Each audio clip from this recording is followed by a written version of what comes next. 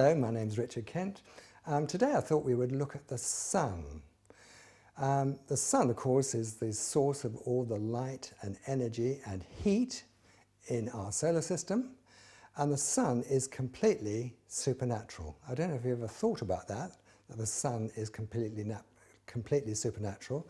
I want to demonstrate to you that the sun truly is completely supernatural. The sun produces masses and masses of high heat, light and energy which we need on planet Earth. Basically, we get all our oxygen and our food from the plants.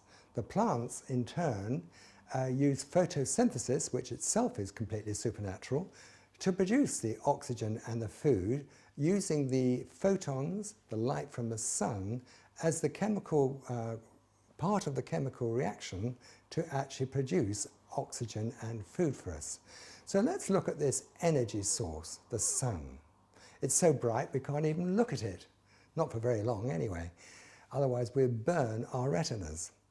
Now the sun is 93 million miles away, and you could actually fit 1 million Earths into the sun. But the sun is absolutely amazing. In the sun there is something happening called nuclear fusion. Humans can't do nuclear fusion. We can do nuclear fission, which is a hydrogen bomb, or a nuclear reactor. It's a very messy business, is nuclear fission, because it produces atomic waste, or a hydrogen bomb. However, nuclear fusion is completely different.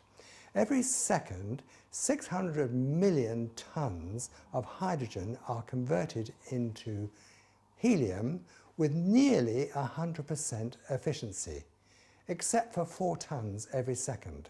And that 4 tons of spare out of the 600 million tons is converted into heat, light and energy. It's amazing. The core temperature of the sun is 15 million degrees centigrade. The pressure in the center of the sun is 350 times the pressure on planet Earth. So that's one reason why we can't do it. We can't create temperatures or pressures like that.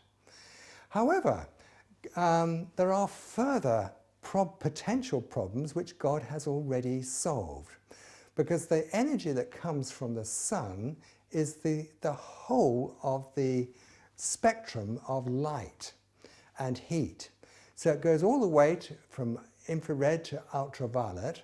We are very familiar with the visible spectrum, but of course as well there's X-rays, gamma rays, infrared and lots of other damaging rays, but God has screened them out from planet Earth, because if we travel high in the sky we can see the stratosphere, and in the stratosphere is encapsulated the ozone layer. I'm sure you've heard of the ozone layer. Well, it's absolutely essential because it screens out the dangerous gamma rays and X-rays which would damage our DNA, our deoxyribonucleic acid, which is the genetic code in all of our 100 trillion cells. If our DNA is damaged, we very quickly get cancer. That is the main cause of cancer. But God, in his wisdom, has put an ozone layer in the stratosphere so that the rays that come to planet Earth are the rays that really help us, not only light and heat, but also the all-important rays for photosynthesis, in order that we can have oxygen and food from the plants manufactured via photosynthesis. So that's just a very brief overview of the sun. Now I think you agree with me, it is absolutely mind-blowing. We very much take it for granted, but the sun is completely supernatural. Man can't even begin to do nuclear fusion. We do nuclear fission and all we get is either a hydrogen bomb, an atomic bomb, or nuclear reactors which are only 4% efficient, very inefficient, and tons of nuclear waste which we don't know what to do with. So we put it in yellow metal drums and dump it in the sea. Big difference between God and man. Anyway, thanks for listening and God bless you.